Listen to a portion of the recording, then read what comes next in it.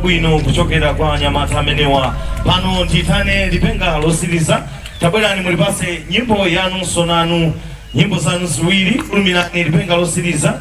Tufuna tisekule filimu monga mwa lonjezo lathu la zulo. Ndiye sindikuona mukuzuka. Okay, fine. Fulumilani mulipase nyimbo zanu ziwiri.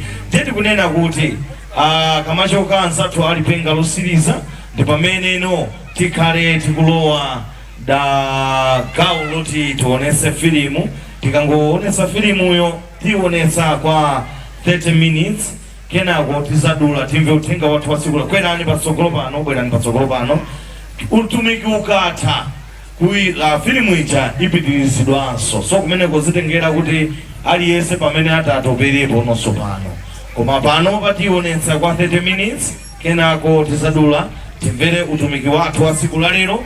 Kenako zonse zikatha ndi pamene tipitirize filimuyo. Koma munthawi ino, ladies and gentlemen, boys and girls, mundilole stage ndise m'manja mwa lipenga losiriza.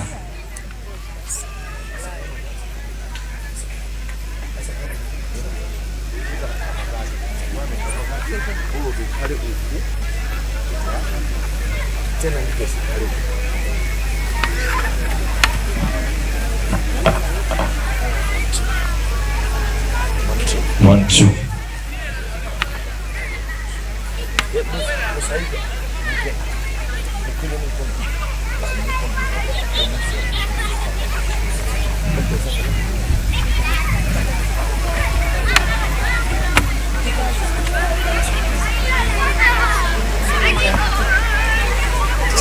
Tikasawoloka sinje wayorodano siku zakala mutu wanga. Tikasawoloka sinje wayorodano siku zakala mutu wanga.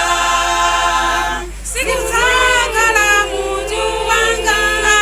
Sinu siku zakala mutu wanga. Siku zakala mutu wanga. Akoko inu siku zakala mutu wanga. Tikasawoloka sinje wayorodano siku zakala mimba mwanga. Siku zakala mimba mwanga.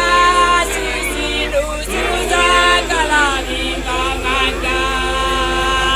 Siku zakala mimba mwanga.